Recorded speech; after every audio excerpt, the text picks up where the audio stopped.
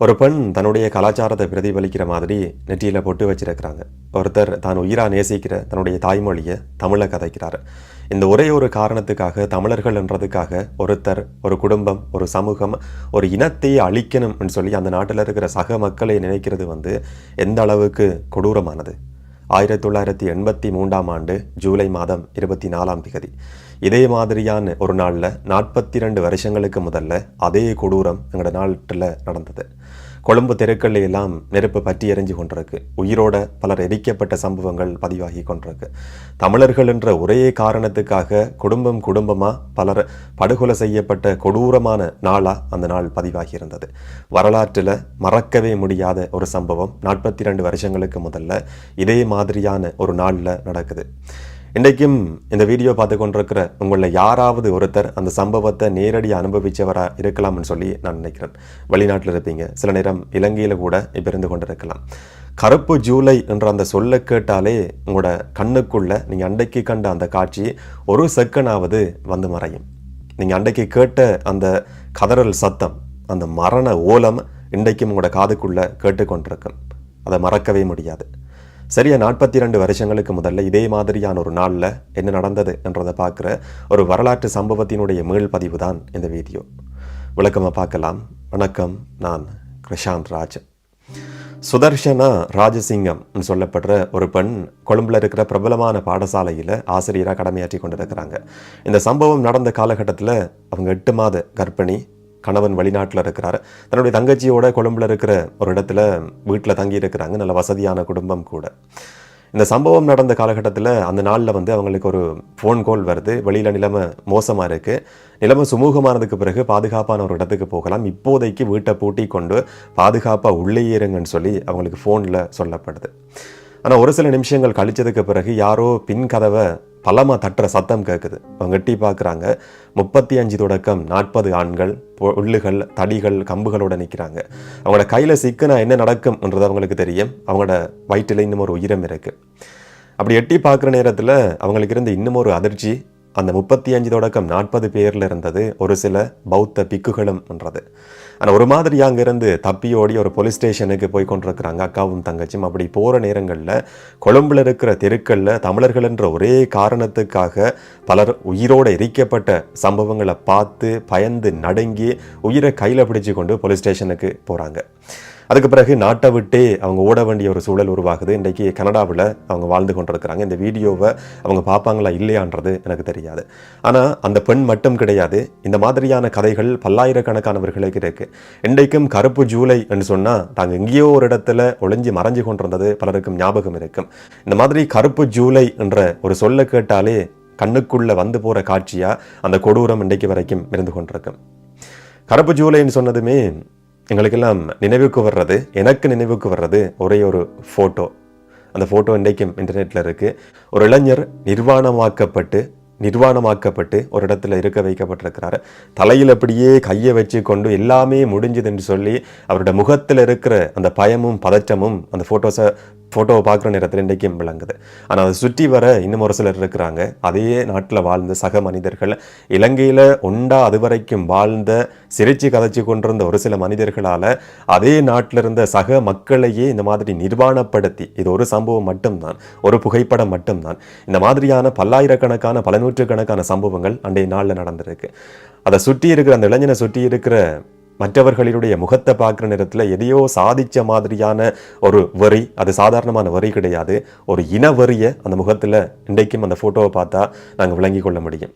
இந்த மாதிரியான கதைகள், பல்லாயிரக்கணக்கான கதைகள், பல நூற்றுக்கணக்கான கதைகள் ஜூலை வன்முறையில், கலவரம் கிடையாது, வன்முறையில் இன அழிப்பில் பாதிக்கப்பட்ட ஒவ்வொருத்தருக்கு பின்னாலையும், ஒவ்வொரு குடும்பங்களுக்கு பின்னாலையும் இன்றைக்கும் இருக்குது. இதை மறக்கவே முடியாது. 1983 ஆண்டு ஜூலை மாதம் 23 இரவு 11 மணிக்கும் 12 மணிக்கும் இடைப்பட்ட ஒரு நேரத்தில் யாழ்ப்பாணம் திருநெல்வேலியில் ஒரு சம்பவம் நடக்குது. விடுதலை போராட்ட அமைப்பு, விடுதலை புலிகள் அமைப்புக்கும் இராணுவத்துக்கும் இடையில தொடர்ச்சியான மோதல்கள் நடந்து வந்து கொண்டிருந்த ஒரு காலகட்டம். இராணுவத்தினுடைய ஒரு லொரியை இலக்கு வச்சு தாக்குதல் நடத்துறது சொல்லி திருநெல்வேலி பகுதியில் வச்சு கன்னிவடி தாக்குதல் நடத்துறது. தபால்பட்டியடி சந்தியில் அந்த சந்தியை இராணுவத்தை ஏற்றி போகிற லொரி கடக்கும் போது அந்த லொரி தீப்பற்றி எரியணும், வெடிச்சு சிதறணும் சொல்லி விடுதலை புலிகள் அமைப்பு ஒரு திட்டத்தை போட்டிருந்தது. எதிர்பார்த்த மாதிரி அந்த லொரியும் அந்த சந்தியை கடக்கிறதுக்காக பயணம் செய்து கொண்டிருக்கு. விடுதலை புலிகள் அமைப்பினுடைய உறுப்பினர்கள் ரகசியமா அந்த லொரியை பார்த்து கொண்டிருக்கிறாங்க. கண்ணிவடிகள் புதைக்கப்பட்டிருந்தது. தபால் பெட்டியடி சந்தியை அந்த லொரியை கடக்கிறதுக்கு முயற்சி எடுக்கும் போது எதிர்பார்த்த மாதிரி வெடிச்சு சிதறது. 13 இராணுவ உறுப்பினர்களினுடைய உயிர்கள் காவு கொள்ளப்பட்டது என்றது அந்த காலகட்டத்தில் தென்னிலங்கையில் மிகப்பெரிய ஒரு பதற்றத்தையும் கொந்தளிப்பையும் பரபரப்பையும் ஏற்படுத்தி இருந்தது என்றதை இன்றைக்கும் ஒரு சில கட்டுரைகளை வாசிக்கிற நேரத்தில் விளங்கிக் கொள்ள முடிஞ்சது. விடுதலை புலிகள் அமைப்புக்கும் இராணுவத்துக்கும் இடையில போராட்டம் நடந்து கொண்டிருந்த ஒரு காலகட்டம். 2 தரப்பும் மாறி மாறி தாக்குதல் நடத்தி இந்த மாதிரியான சம்பவங்கள் நடக்கிறது, உயிர்கள் காவு கொள்ளப்படுறது, படுகொலைகள் நடக்கிறது என்றது அன்றாடம் காட்சியா மாறி போயிருந்த ஒரு காலகட்டம். இது முதல் சம்பவம் மட்டும் கிடையாது. ஆனால் ஜூலை வன்முறை ஏற்பட்டதுக்கான ஆரம்பம் அடித்தளம் 1983 ஜூலை மாதம் 23 திருநெல்வேலி தபால்பட்டியடி சந்தியில இராணுவம் பயணம் செய்த லொரி இலக்கு வச்சு நடத்தப்பட்ட விடுதலை புலிகள் நடத்தின தாக்குதல் தான் ஜூலை வன்முறைக்கான காரணம் என்ற மாதிரி சில நேரங்களில் நீங்க எங்கேயாவது கேள்விப்பட்டிருப்பீங்களா இருந்தா அது மட்டும் காரணம் கிடையாது. இந்த சம்பவம் நடந்து ஒரு சில வருஷங்களுக்கு முதல்ல நாங்கள் பயணம் செய்வோமா இருந்தால் அதுக்கு முதல்ல இருந்தே தமிழர்களுக்கு எதிரான கொடூரங்களும் அநீதிகளும் சித்திரவதைகளும் தொடர்ச்சியா நடந்து கொண்டிருந்த காலகட்டம். தமிழர்கள் கல்வியால கோலோச்சி கொண்டிருந்தாங்கன்னு சொல்ல முடியும். அதுவும் சாதாரணமான துறைகளில் மட்டும் கிடையாது. பொறியியலாளர்கள், மருத்துவர்கள், உயர் அரசு அதிகாரிகள், பேராசிரியர்கள், பணிப்பாளர்கள் சொல்லி திரும்புற திசையெல்லாம் முக்கியமான பதவிகளை வகிச்சவர்கள் தமிழர்களாக இருக்கிறாங்க. எண்ணிக்கையில் என்னதான் சிங்களவர்கள் பெரும்பான்மையாக இருந்தாலும் கூட எண்ணிக்கையில் சிறுபான்மையாக இருக்கிற தமிழர்கள் தங்களுடைய அறிவால இந்த நாட்டை ஆட்சி செய்து கொண்டிருந்த ஒரு காலகட்டமாக அது மாறி இருந்தது. ஆனால் இது இனவாதிகளுக்கு பிடிக்கல. இதுக்கு எப்படியாவது முற்றுப்புள்ளி வைக்கணும்னு சொல்லி எதிர்பார்த்து கொண்டிருக்கிறாங்க.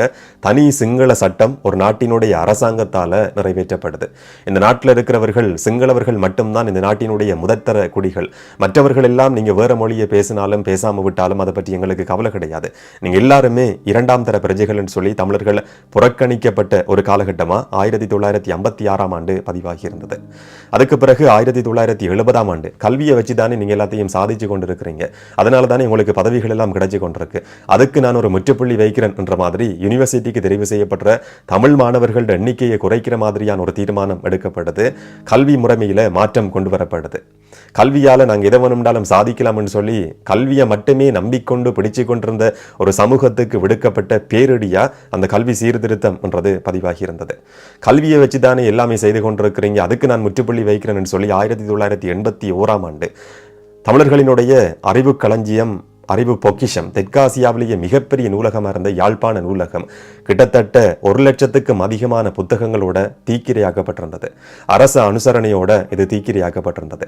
இந்த மாதிரி வரலாற்றில் தமிழர்களுக்கு எதிரான அநீதிகளும் கொடூரங்களும் தொடர்ச்சியா நடந்து கொண்டிருந்த காலகட்டம். 1983 ஜூலை வன்முறை நடக்கிறதுக்கு ஒரு சில மாதங்களுக்கு முதல்லையும் உள்ளூராட்சி மன்ற தேர்தல் விடுதலை புலிகள் அமைப்பால புறக்கணிக்கப்பட்டிருந்தது. தமிழர்கள் வாக்களிப்பிலிருந்து விலகி இருக்கிறாங்க. இது அந்த காலகட்டத்தில் இருந்த ஜே.ஆர். ஜெயவர்தன மிகப்பெரிய ஒரு கோபத்தை ஏற்படுத்தி சிங்களவர்கள் தூண்டப்பட்டு இராணுவமும் பயன்படுத்தப்பட்டு பாதுகாப்பு தரப்பு தமிழர்களுக்கு எதிராக ஒரு வன்முறையை கட்டவிழ்த்து விட்டிருந்த காலகட்டத்தில் தான் இந்த சம்பவம் பதிவாகுது.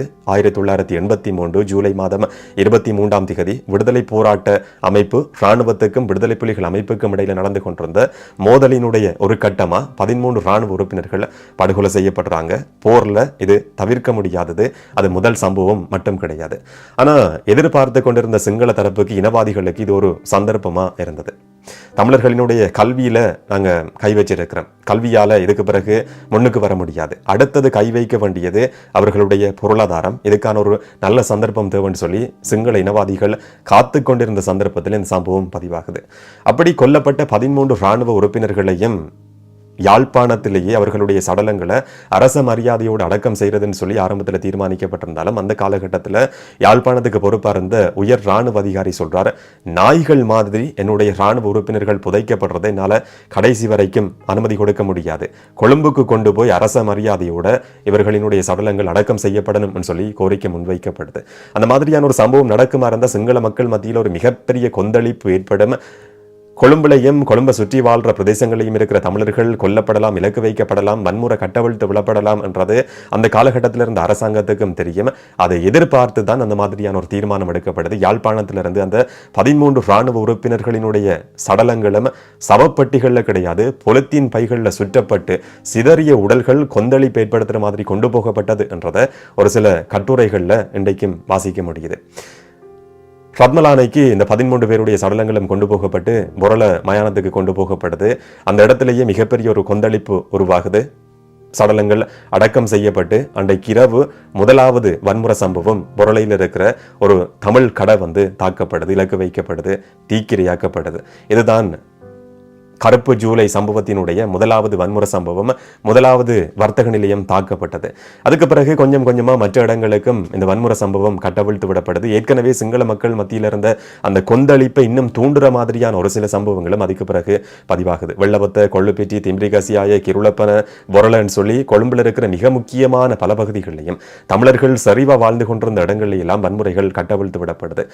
யோசிச்சு பாருங்க, நீங்க சாதாரணமா ஒவ்வொரு நாளும் பயணம் செய்து கொண்டிருக்கிற அதே ரோடு உங்களோட பைக்ல பயணம் செய்து கொண்டிருக்கிறீங்க. உங்களை யாரோ மோட்டார் பைக்ல உங்களோட பைக்கை நிப்பாட்டுறாங்க. நீங்க நிப்பாட்டினதும் நீங்க யாருன்ற அடையாளம் அவங்களுக்கு தெரியுது. நீங்க கதைக்கிற மொழியை வச்சு நீங்க தமிழர்ன்றது தெரிய வருது. நீங்க தமிழர்ன்ற ஒரே ஒரு காரணத்துக்காக மோட்டார் பைக்கோட சேர்த்து பெட்ரோல் ஊற்றி எரிச்சு படுகொலை செய்யப்படுவீங்களா இருந்தா, துடி துடிக்க உங்களுடைய உயிரை காவு கொள்ளப்படுமா இருந்தா அந்த நிமிஷம், அந்த நொடி எப்படி இருக்கும்ன்றதை யோசிச்சு பாருங்க. அதே விதத்துல தான் முதலாவது தமிழரினுடைய உயிர் காவு கொள்ளப்பட்டது ஜூலை கலவரத்துல. இன்றைக்கும் அதுக்கான பதிவுகள் இருக்கு. ஆரம்பத்துல கல்வியில கை வச்சாச்சு, அதுக்கு பிறகு தமிழர்களினுடைய பொருளாதாரத்தை அழிக்கிறது, இதன் மூலமா தமிழர்கள் என்ற ஒரு இனத்தை அழிக்கலாம் என்றதுதான் இதனுடைய திட்டமா இருந்தது. வர்த்தக நிலையங்கள் தீக்கிரையாக்கப்படுது. 5000க்கும் அதிகமான தமிழர்களினுடைய கட்டடங்கள், வர்த்தக நிலையங்கள் தீக்கிரையாக்கப்பட்ட கொடூரமான சம்பவம் ஒரு சில நாட்கள்ல பதிவாகி இருந்தது. 3000க்கும் அதிகமானவர்கள் தமிழர்கள் என்ற ஒரே ஒரு காரணத்துக்காக குடும்பமா படுகொலை செய்யப்பட்ட, உயிரோடு எரிக்கப்பட்ட சம்பவம் பதிவாகி இருந்தது. 50 பெண்கள் தமிழர்கள் என்ற ஒரே ஒரு காரணத்துக்காக, நெற்றியில பொட்டு வச்சிருக்கிறாங்கன்ற ஒரே ஒரு காரணத்துக்காக 50க்கும் அதிகமான பெண்கள் பாலியல் வன்கொடுமைக்கு உட்படுத்தப்பட்டார்கள் என்றது இன்றைக்கு வரைக்கும் இருக்கிற பதிவு. 1.5 லட்சத்துக்கும் அதிகமான தமிழர்கள் தங்களுடைய சொந்த நாட்டிலேயே நல்ல வசதியா வாழ்ந்து கொண்டிருந்த 1.5 லட்சத்துக்கும் அதிகமான தமிழர்கள் சொந்த நாட்டுக்குள்ளேயே அகதிகளாக்கப்பட்டார்கள், வேறு சில இடங்களுக்கு இடம்பெயர வைக்கப்பட்டார்கள். அதுக்கு பிறகு புலம்பெயர் நாடுகளை நோக்கி அவங்க விரட்டப்பட்டாங்கன்றதெல்லாம் வரலாறு. தெருக்கள்ல, வர்த்தக நிலையங்கள்ல, வீடுகள்ல இருந்த தமிழர்கள் மட்டும் கிடையாது, சிறைக்குள்ள அரசாங்கத்தால பாதுகாப்பு கொடுக்கப்பட வேண்டிய சிறை கைதிகளும் மனிதர்கள் தான் என்று சொல்லப்படுற சிறை கைதிகள் தமிழர்கள் என்ற ஒரே ஒரு காரணத்துக்காக 50க்கும் அதிகமான கைதிகள் படுகொலை செய்யப்பட்டார்கள் என்றது இன்றைக்கும் ஒரு வரலாற்று பதிவு. குட்டிமணி, தங்கதுரை, ஜெகன் சொல்லப்படுற ஒரு சில போராட்ட குழுவை சேர்ந்த உறுப்பினர்கள் சொல்லி அடையாளப்படுத்தப்பட்ட நபர்கள் உட்பட 50க்கும் அதிகமான கைதிகள் படுகொலை செய்யப்பட்டார்கள். சிறை அதிகாரிகள் மற்ற கைதிகளை அவங்களுடைய சிறை கூடத்தை வேணும் என்று சொல்லியே திறந்து விட்டு ஒரு மிருக மாதிரி வேட்டையாடுறதுக்காக அந்த சிறை கூடம் திறந்து விடப்பட்டிருந்தது. அவர்களுடைய கைகளில் தடிகள், பொல்லுகள், ஆயுதங்கள் கொடுக்கப்பட்டு நிராயுதபாணிகளாக இருந்த சிறை கைதிகளாக இருந்த தமிழர்கள் படுகொலை செய்யப்பட்டார்கள் என்றதும் ஒரு வரலாற்று பதிவு. குட்டிமணி என்று சொல்லப்படுறவர் தன்னுடைய கண்ணை இன்னும் ஒருத்தருக்கு தானம் கொடுக்கறதுக்கு விரும்பினாராம். நான் செத்ததுக்கு பிறகு என்னுடைய கனவு தேசம் தமிழீழம் மலருமா இருந்தா என்னுடைய கண்கள் அந்த தேசத்தை பார்க்கணும்னு சொல்லி நான் ஆசைப்படுறேன். இதுக்காக நான் செத்ததுக்கு பிறகு என்னுடைய கண்ணை யாருக்காவது தானமா கொடுங்கன்னு சொல்லி அவர் எழுதி கொடுத்திருந்தாராம். அவர் அந்த மாதிரியான ஒரு கருத்தை சொன்னார்ன்ற ஒரே காரணத்துக்காக அவருடைய கண்கள் உயிரோடு இருக்கிற நேரத்திலேயே பிடுங்கி எடுக்கப்பட்டு காலில் போட்டு மிதிக்கப்பட்டது என்றது ஒரு சில கட்டுரைகள்ல இன்றைக்கும் வரலாற்று பதிவா இருக்கு. இந்த மாதிரியான நினைச்சு கூட பார்க்க முடியாத மிருகத்தனம் கொடூரமான சம்பவம் நடந்த ஒரு சில நாட்கள் தான் ஜூலை 24ஆம் தேதியிலிருந்து அடுத்து வந்த ஒரு சில நாட்கள். இன்னைக்கு நாங்க 42 வருஷம் கழிச்சு அந்த சம்பவத்தை திரும்பி பார்க்கிறோம். ஒட்டுமொத்தமா ஒரு சமூகம், ஒரு நாடு மாற்றம் அடைஞ்சிருக்கான்னு கேட்டா அது மிகப்பெரிய ஒரு கேள்விக்குறி. கோட்டாபய ராஜபக்சவுக்கு எதிராக போராட்டம் நடத்தப்பட்ட காலகட்டத்தில் தமிழர்கள், சிங்களவர்கள், முஸ்லிம்கள், கிறிஸ்தவர்கள் மத ரீதியிலையும் மொழி ரீதியிலையும் எந்த விதமான பாகுபாடும் கிடையாது என்று சொல்லி ஒரு பிம்பம் ஏற்படுத்தப்பட்டிருந்தது. ஆனால் இன்னைக்கு செம்மணி சம்பந்தமா வெளியிடப்படுற செய்திகள், அந்த செய்திகளுக்கு கீழே வர்ற சிங்களத்திலையும் இங்கிலீஷ்லையும் எழுதப்படுற கமெண்ட்ஸை பார்க்குற நேரத்தில் கொஞ்சம் பயமாக தான் இருக்கு. 1983ஆம் ஆண்டு ஜூலை 24ஆம் தேதி அந்த கருப்பு அத்தியாயம் திரும்பவும் எங்களுடைய வரலாற்றில் நடக்கக்கூடாது என்றதுதான் எங்களுடைய எதிர்பார்ப்பு. இது மறக்க முடியாத ஒரு கொடூரமான கருப்பு பக்கம், ஒரு இருண்ட வரலாற்று அத்தியாயம். அதை கடைசி வரைக்கும் மறக்க முடியாது. இன்னும் ஒரு வீடியோவில் இன்னும் ஒரு தகவலோட சந்திக்கலாம். வணக்கம்.